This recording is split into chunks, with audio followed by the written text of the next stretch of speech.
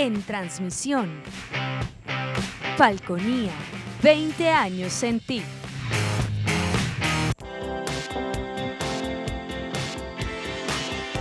Este programa es de tipo recreativo y educativo, que contiene elementos de lenguaje, salud, sexo y violencia A.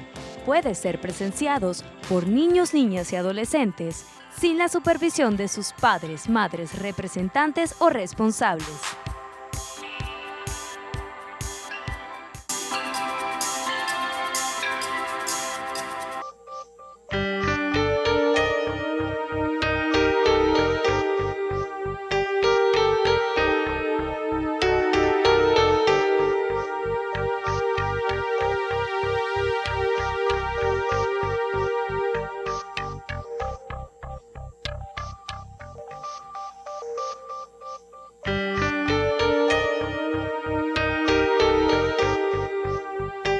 ¿Qué tal amigos, amigas allí entrando a sus hogares para que conversemos de salud, para despojar a la salud de tanto mito y grito, casualmente en ese tipo de cosas, químicos, hierbas? Aunque hoy vamos a tocar un punto muy importante. Se trata del doctor César Rengifo, que él es toxicólogo, pero bueno, tiene que ver mucho con la actividad diaria médica de la salud, y que más que esa parte emocional también que hemos estado manejando en varios temas. Bueno, el doctor César Rengifo se graduó en la Universidad Central de Venezuela como médico y luego hace su posgrado en el periférico de Coche, que queda también allá en la ciudad de Caracas, en el área de la toxicología.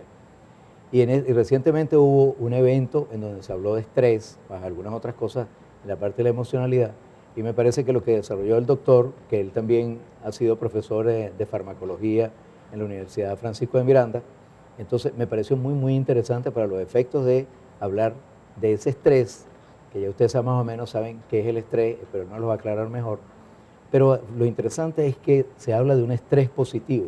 Existe un... Gracias por la invitación nuevamente a la Casa de Falconía. Gracias al público por estarnos viendo. Bueno, entonces hablamos de estrés. Bueno, vamos a empezar por primero, porque cuando yo digo estrés, a veces he hecho broma y digo, es que cuando uno está muy excitado y tiene mucha presión, no es estrés, ya es 4, ya es 5, lo que menos es estrés. Bueno, pero entonces, ¿cómo se definiría el estrés para entonces hablar ahora de un estrés positivo? Hay que aclarar una cosa. El estrés no es malo. Realmente quienes le han puesto la etiqueta al estrés, que es una reacción mala, somos nosotros los médicos. Porque bueno, el estrés cuando se prolonga en el tiempo sí genera enfermedades. Pero el estrés es una reacción fisiológica, es una reacción del organismo que nos prepara para un evento importante, un evento trascendental.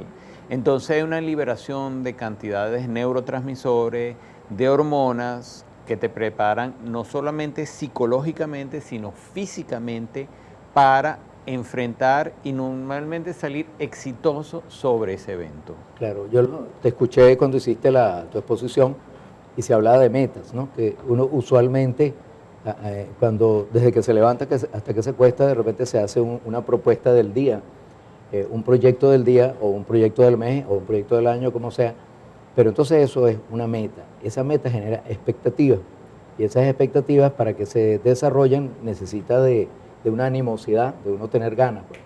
Y entonces ahí es en donde interviene el asunto de lo que es natural o no es natural, hasta donde esas ganas, esa animosidad pasa a ser dañino para el cuerpo y no simplemente beneficioso para alcanzar la meta.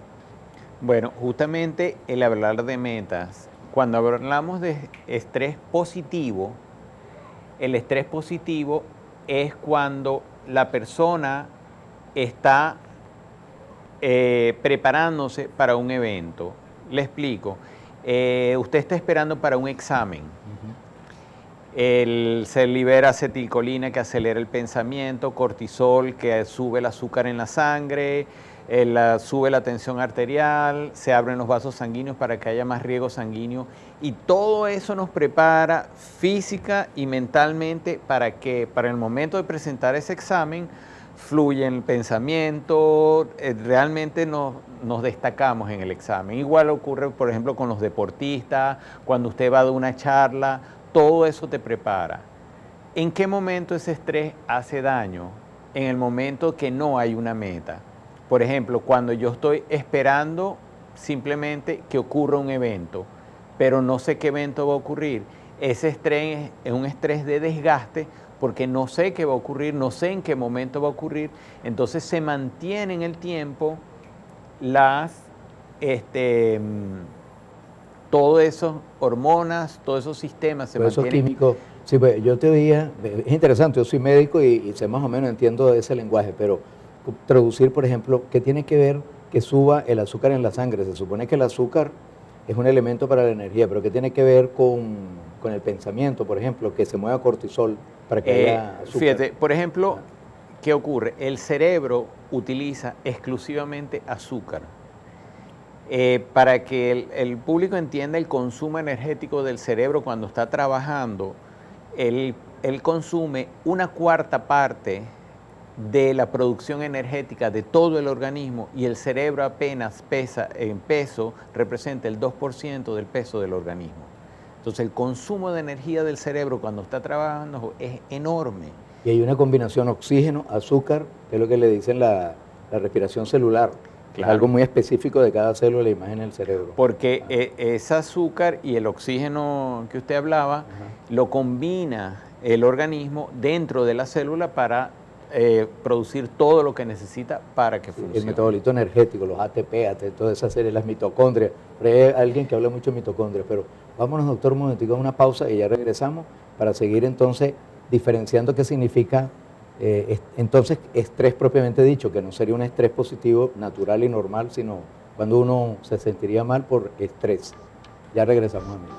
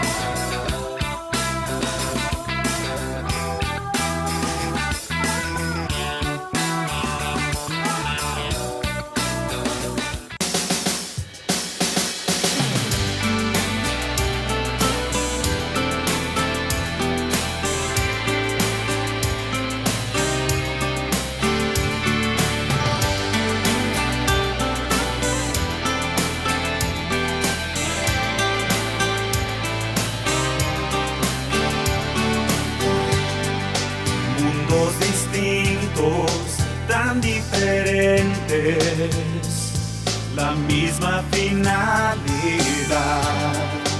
En esta vida todos buscamos la felicidad.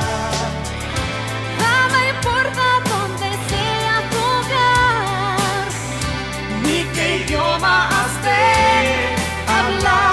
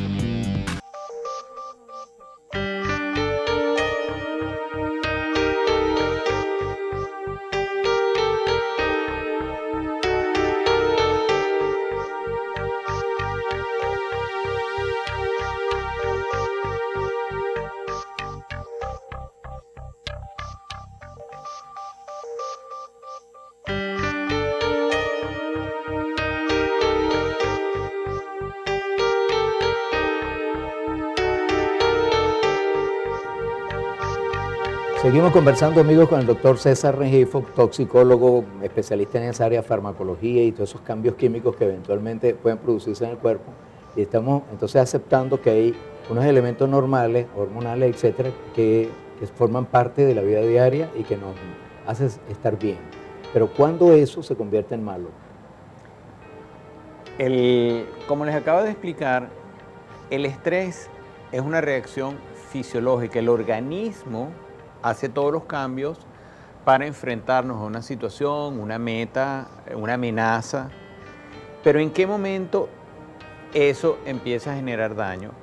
Cuando eso convierte en ansiedad. Porque la ansiedad, aunque tiene elementos similares al estrés, tiene que ver con nuestras expectativas. Y tiene que ver mucho con las emociones. Emociones positivas, pero también emociones negativas.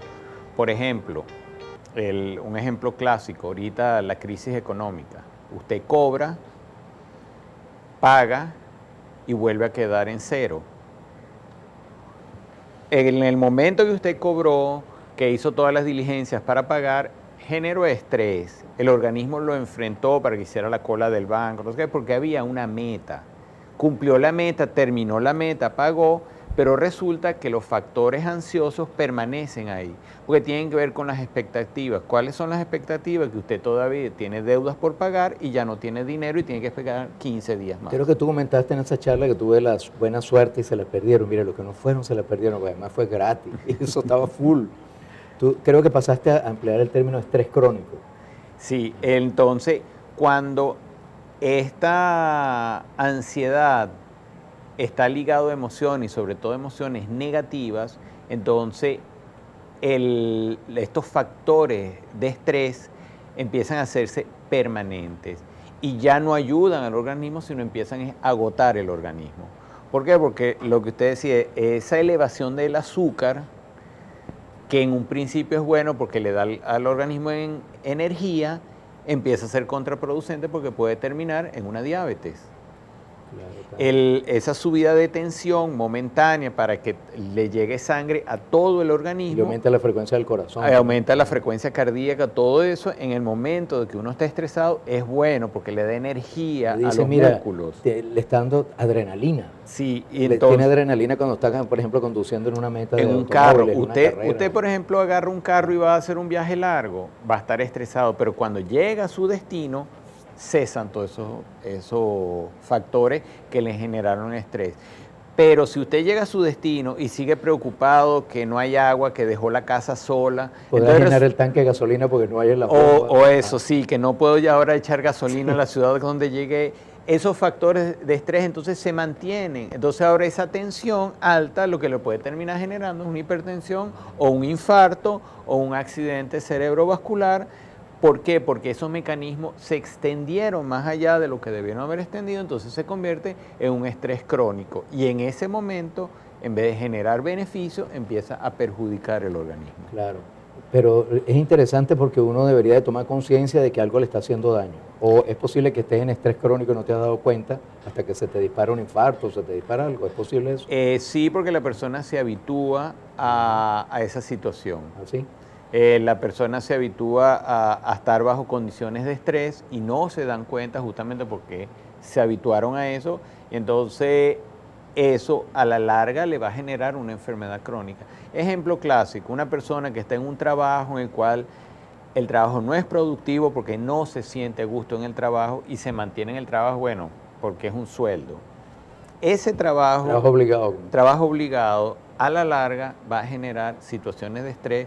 Ya cuando usted se levanta emocionalmente, ese trabajo genera estrés. La satisfacción, es decir, si uno está haciendo un trabajo que le gusta, por lo menos aquí estamos haciendo un trabajo, a ti te gusta conversar esto, a mí me gusta conversarlo contigo, y uno siente que está creciendo, emocionalmente hablando. Probablemente si nuestro corazón está latiendo un poquito más rápido, etcétera, pero no nos estamos agotando, no estamos agotando nuestras reservas por eso. Y además no nos estamos agotando emocionalmente, porque volvemos a la meta. Al final, cuando terminamos el programa y uno ve el programa, entonces la gente te llama, oye, mira, vi el programa, pero además el programa termina y todos estos factores cesan. Claro. Pero si yo tengo que venir a hacer estas entrevistas y no me gustan, es obligado, me genera mucho estrés, y lo tengo que hacer semanalmente, cada vez que llegue un jueves, entonces desde que me levanto hay una situación de estrés, me sube la tensión, me sube el azúcar, me pongo agresivo, incómodo. ¿Por qué? Porque tengo que hacer este trabajo. Entonces, muchas veces tenemos que empezar a evaluar esos factores y ver cuáles son los factores que me están generando estrés crónico. ¿Qué actividades de mi cotidianidad me están generando emociones negativas? Porque esos son los factores que debo ir cambiando. Claro, cambiar de repente, bueno, evaluar para cambiar. De repente podría ser, por ejemplo, hay gente que no descansa, trabaja, no solamente que está fastidiado con el trabajo y con una rutina, sino que además se lo come el trabajo y se lleva además trabajo para la casa. Sí. Y no se distrae. Y eso podría ser un elemento, una forma también de bajarle dos, como dicen. Sí, para bajar el estrés hay dos cosas que son bien importantes. Uno, el ejercicio, porque el ejercicio rompe con todas las rutinas y el ejercicio entonces dispara otros mecanismos compensatorios.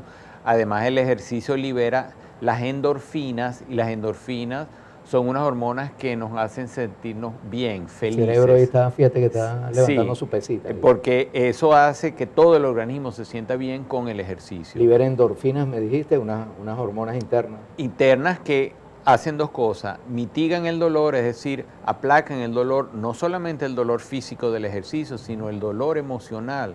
Entonces, cuando uno tiene un dolor emocional, hay que hacer ejercicio, salir a caminar, trotar, ir respirar, a un gimnasio. oxigenarse. Sí, claro. Y además ese contacto social que uno hace Claro. en ese sitio o en el parque donde camino, eso lo ayuda emocionalmente. Olvidar el despecho, Exacto. un traguito suave, no es que se va, porque ese es el error también. Porque ¿no? esa es la otra parte que va conectado con lo que es la recreación. Muchas veces en esta crisis, una de las primeras cosas que eliminamos es la recreación.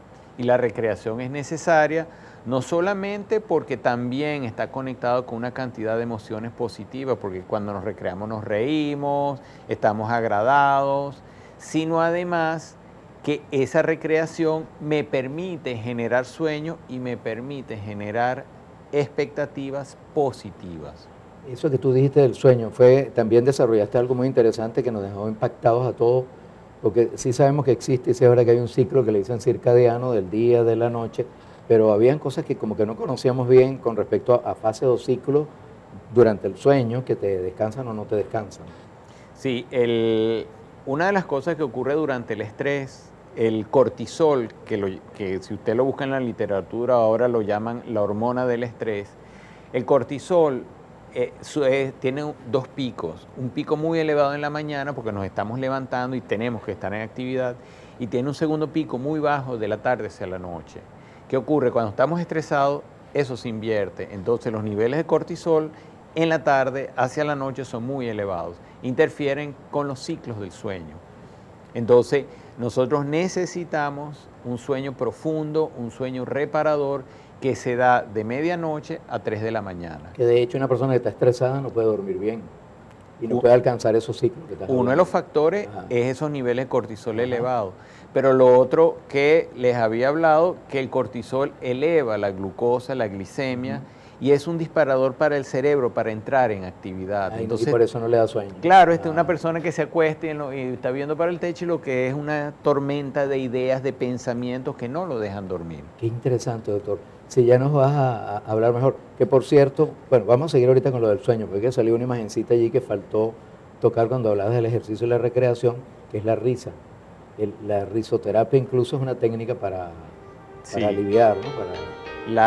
La risa es uno de los factores más importantes para liberar el estrés. Un chiste oportuno, bien porque uno se ría, o porque uno se ría uno mismo. Yo a veces me acuerdo de algún chiste y me río, yo sé que por ahí liberé alguna que otra endorfina.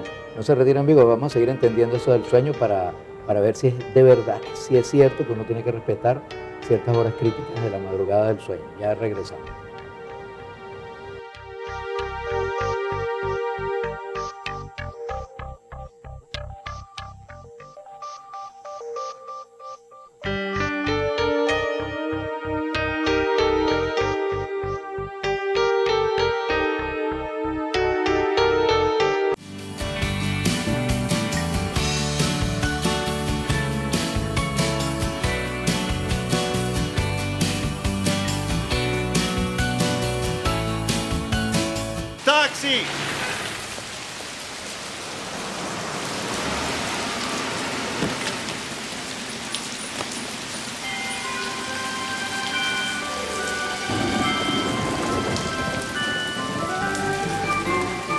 Si no puedes hacerlo todo, haz lo que puedas. La compasión por los demás, pásala. Un mensaje de la Fundación para una Vida Mejor. En transmisión, Falconía, 20 años en ti.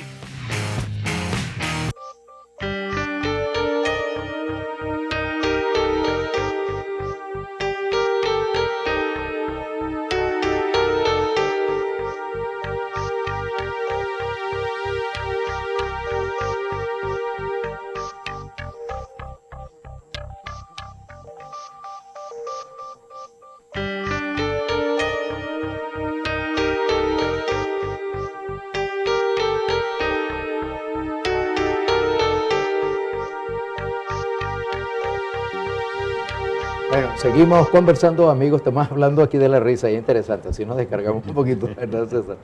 Sí. Bueno, pero entonces estábamos en la importancia de la risa.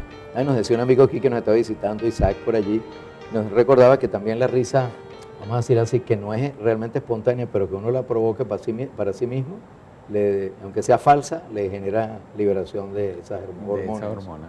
Bueno, estábamos con el sueño. A ver, había un ciclo hasta una determinada hora y luego habían otros ciclos. ¿Cuáles eran? Sí, cuando uno se duerme, el sueño tiene 4 fases. De 0, que es esa ensoñación, donde usted entre dormido y despierto, hasta la fase 4, que es la fase más profunda. En lo que uno se queda dormido, entra en fase 4 y en esa fase empiezas a liberar hormona de crecimiento que es necesario para el organismo para reparar, en el caso de los niños, porque están creciendo también. Y en ese momento hay una cosa que se llama la disociación del cerebro. Los 4 hemisferios dejan de comunicarse uno con otro. Y entonces, donde la persona hace las memorias, guarda los recuerdos positivos y el organismo se repara. ¿Qué ocurre? Hasta ahora no está muy claro. Esos ciclos de sueño profundo ocurren entre medianoche y 3 de la mañana. Y siempre es así. Eso no tiene que ver con la luna o algo de eso, porque... No, se han hecho infinidades de trabajos. Incluso hay un trabajo que estaba leyendo en estos días bien interesante, donde metieron a 10 estudiantes en un cuarto, en un sótano, por 22 días. Y midieron los ciclos circadianos. Y el ciclo circadiano se iba desviando del ciclo normal media hora por día, pero mantenía unos horarios bastante estrictos. Y a pesar de que en el sótano no había sol, no veían, pero el cerebro de alguna manera mantenía ese ciclo. Eso es tan interesante. Pudiese, por ejemplo, uno podría decir, si yo hago una siesta entre las 12 del mediodía y las 3 de la tarde, ¿cómo sabe el organismo que es de noche y es de día si dormí? El organismo lo sabe. Lo sabe. Lo sabe. Una memoria ya automatizada. Sí. Bueno, entonces, porque uno de verdad que a veces parece que no hubiera dormido. Porque, le pongo un ejemplo, si uno para hacer el primer ciclo que comienza a medianoche, hay que estar dormido antes de las 11. Entonces, por ejemplo, uno va a una fiesta, regresa a las 3 de la mañana, se perdió los 2 ciclos de sueño profundo, y puedes dormir hasta las 2 de la tarde, pero resulta que en ese momento los músculos descansan porque estamos en reposo, pero el cerebro no descansó. Y cuando se levanta a las 3 de la mañana está simplemente agotado, porque ese ciclo no se va a repetir sino 24 horas después, es decir, a medianoche de ese otro día. Indudablemente que, fíjate, son cosas interesantes. Es decir, ¿cómo hacen las personas de guardia? Aunque yo recuerdo que me las arreglaba siempre cuando era estudiante de medicina y luego tenía que hacer guardia, me las arreglaba para cambiar lo que fuera, casi hasta pagaba, con tal de que me tocara despertarme a las 5 de la mañana por ahí en adelante. Si me despertaba entre 1 y 3 de la mañana y que hacía una guardia para volver a dormir, oye, al otro día no valía medio. Y es lo que tú estás diciendo. Fíjate que hay un trabajo de los franceses bien interesante, donde ellos empezaron a ver las guardias, cómo afectaba, porque obvio, cuando uno está de guardia, pierde el ritmo del sueño. Pero esas guardias que son puntuales hasta 72 horas, después de las 72 horas el organismo se recupera automáticamente. ¿Cuál es el problema? Que lo vemos mucho en nuestro medio, estos trabajadores que están en guardias rotativas. Es decir, una semana o 15 días trabajando en un ritmo nocturno y después, 10 días después o 15 días después, entonces empiezan a trabajar en un ritmo diurno. Eso hace un daño enorme. De hecho, El balance cerebral lo logra el cerebro después de 6 meses, una vez que culminas las guardias rotatorias. Claro. Estaba viendo por aquí algo así interesante sobre señales del estrés, ¿no? Aparte, por ejemplo, por ahí salía una imagen de una persona comiéndose las uñas, porque es como una ansiedad mantenida, dice. Pero estoy viendo por aquí, te vuelves negativo, los pensamientos negativos.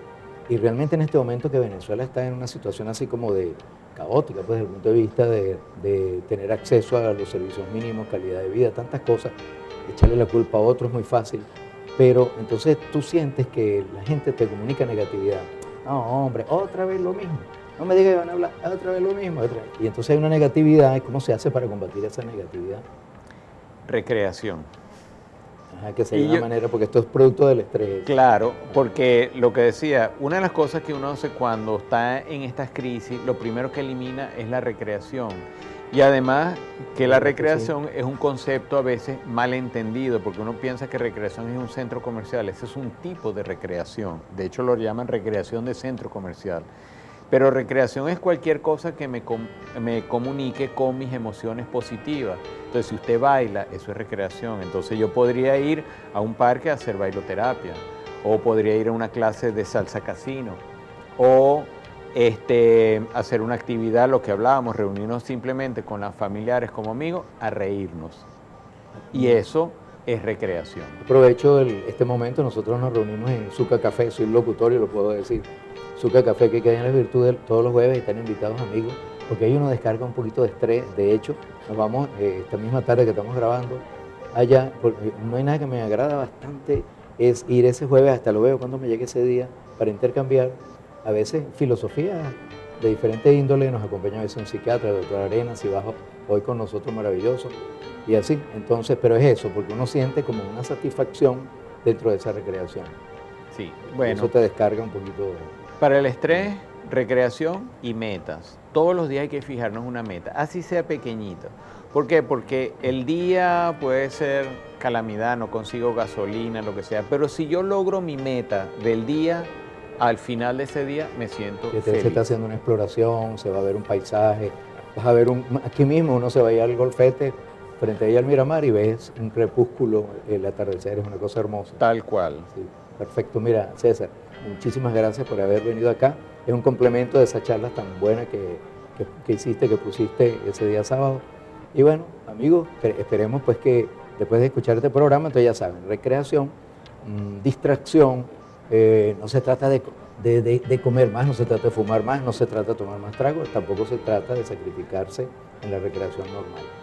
Bueno, entonces al doctor lo encuentran en el Centro Médico Cardón, no trabaja en actividad de otra parte. No, solamente allí. Y su especialidad, su área fuerte es la toxicología. Muy importante, envenenamiento y cosas de esas, hay que buscar a los especialistas como el doctor César Reyes.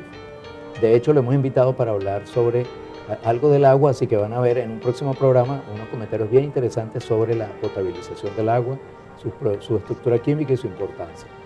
Nos sintonizamos la próxima semana. Cualquier comentario sobre este programa, háganlo a través del correo electrónico que ven en pantalla, urbinafi17@gmail.com, y WhatsApp a través del 0412-667-0642. Hasta luego entonces, amigos. Gracias. Gracias.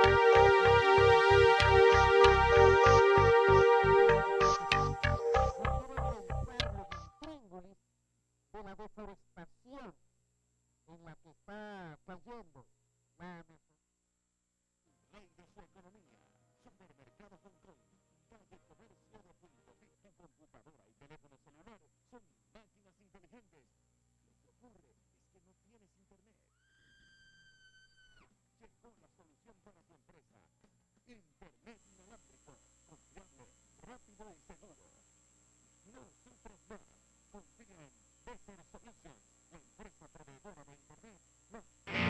en transmisión. Falconía, 20 años en ti.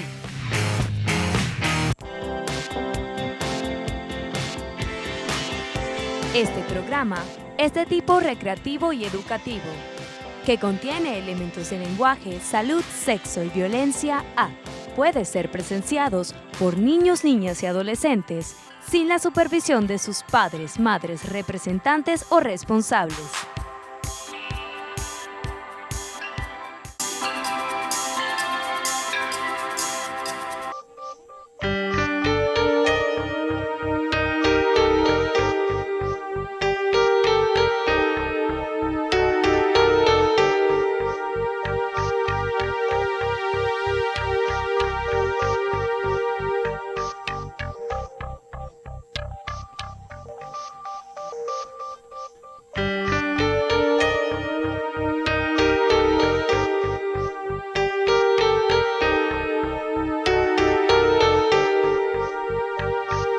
¿Qué tal amigos, amigas? Una vez más con ustedes para conversar de salud allí con todos ustedes, con esa familia. Seguro que están pendientes de qué vamos a aprender hoy y seguro que se vamos a aprender mucho, sobre todo porque aquí Paraguaná se ha hecho de verdad escandalosamente noticia hacia el centro cuando uno llega y dice, pero mira, es que nosotros tenemos 2 meses y 3 meses. Venía alguien en el avión conmigo recientemente y me venía contando que ellos lo máximo eran 3 días sin agua en Caracas. Y entonces, ¿cómo hacen? ¿Cómo aguantan? Bueno, ¿cómo aguantamos, no? Porque el agua, algo tan necesario para el ser humano, y ya vamos a ver por qué es tan necesario. Invitamos al doctor César Regifo, quien es, ya ustedes lo conocen, toxicólogo, es una persona que da información, ha intervenido en la parte de la formación docente en farmacología, entonces tiene que ver con toda esta parte de los componentes medicamentosos, y la toxicología, que es su fuerte. El doctor César Regifo, entonces, lo invité porque me interesa que entremos en algunas profundidades sobre lo que es la calidad del agua, qué es lo que es agua potable, qué es lo que es agua cruda, si es verdad que nos hace daño tomar agua pura todo el tiempo, agua destilada, agua mineral, hay muchas cosas ahí interesantes.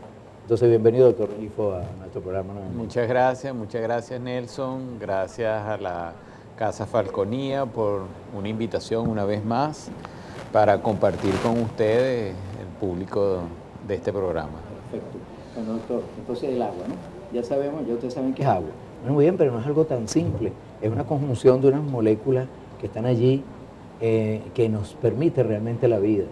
Yo diría que es el 50% de nuestro cuerpo. La mitad de nuestro cuerpo somos agua. Es decir, que si se nos sale el agua, simplemente dejamos de ser lo que somos. Y mientras más chiquitos, mientras más pequeños, más agua se tiene y por lo tanto más inestable al imbalance ese hidroelectrolítico que se llamaría, porque es agua y es electrolito. Doctor, vamos a empezar porque nos diga qué es el agua, cuál es la importancia para el cuerpo humano. El agua en el organismo es importante porque todo en el organismo se disuelve en agua, entonces es un solvente universal. Y además, el agua es uno de los catalizadores, es decir, uno de los elementos necesarios para muchas de las funciones metabólicas. Todos los metabolismos del organismo necesitan que funcione con agua, porque si no funcionan así, entonces el metabolismo queda corto, el organismo no puede hacer muchas de las funciones que tiene. Y además, el agua, te quedaste un poquito corto, resulta que el agua es el 70% de nuestro peso corporal. Apenas el 30% es todo lo demás, pero el gran volumen de lo que nosotros tenemos es agua. Exacto, nosotros somos nuestra célula. Vamos a ir a lo más chiquitico que tenemos en nuestro cuerpo, que se llama la célula. Y es interesante saber que la célula tiene una serie de estructuras internas que se llaman organelos, una serie de elementos y cositas, y dentro de ese porcentaje mayor, el agua forma parte trascendente porque además tiene un equilibrio con electrolitos, con sales, ¿no? Y yo lo toco, el punto es para que podamos comprender, por ejemplo, por qué razón uno no puede tomar agua de mar y no le pase nada. O, como he visto, el otro día veía un familiar que tenía una botella de esas grandotas de 2 litros, creo que es, o de 1 litro, esa que es grande, tomando agua como si fuera un refresco, pero todo el tiempo y todo el día. Y yo le dije, yo creo que eso te va a hacer daño. Ahora no sé si yo estaré equivocado en tomar y tomar y tomar agua, si es verdad que el organismo se diluye anormalmente, así como le haría daño faltarle el agua. Fíjate, vamos a comenzar por definir lo que es la calidad del agua, que cuando uno toma agua, qué es lo que realmente uno toma. Porque el agua potable, esa agua que nos lleva por el grifo o esa agua que tomamos que compramos en el comercio en la botellita, eso tiene unas características. Porque el agua, lo primero que hay que saber que el agua tiene bacterias propias de cada agua, pero hay una cosa que se llama bacterias patógenas, es decir, bacterias que nos generan enfermedades, sobre todo diarrea. Entonces, por la legislación y de hecho nuestros servicios de agua cuando salen de los acueductos, eso se mide muy bien, eso se cultivan y es una de las principales cosas que garantizan las aguas, que no tengan bacterias que nos causen ningún daño. Lo otro que el agua no es agua pura, como hablabas del agua destilada, sino el agua tiene minerales. El organismo usa 32 minerales y la mayoría de esos minerales vienen en el agua. Entonces, cuando ingerimos agua, lo que estamos haciendo es una reposición no solamente de los líquidos, sino también estamos haciendo una reposición de esos minerales que los necesitamos en cantidades variables. Y cuando vemos el agua, ven una botellita de agua que le miden sobre todo dos minerales que son muy importantes, que es el sodio y el calcio. Entonces, el sodio, hay personas que son hipertensas y tienen que tener cuidado qué tipo de agua toman, porque hay aguas que tienen contenidos de sodio elevado. Allí, ¿por qué no podemos beber agua de mar? Perfecto, doctor. Ya ahorita nos vas a... Sí, ¿por qué razón no se puede tomar esa agua salada? Eso, y de repente es interesante porque vamos a comprender qué es lo que es osmosis inversa, que es una planta desalinizadora y de ahí la importancia para ver si eso nos ayuda. De repente vamos a tener que construir de alguna forma algún sistema para sacar agua del mar, ya que estamos pegados a Paraguaná. Ya regresamos, amigos.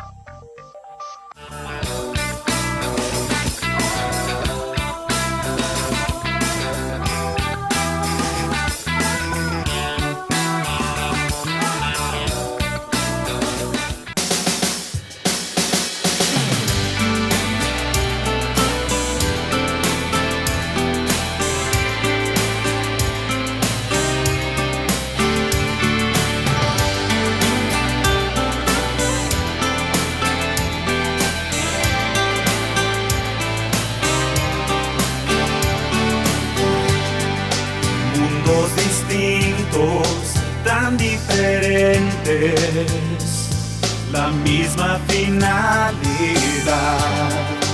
En esta vida todos buscamos la felicidad.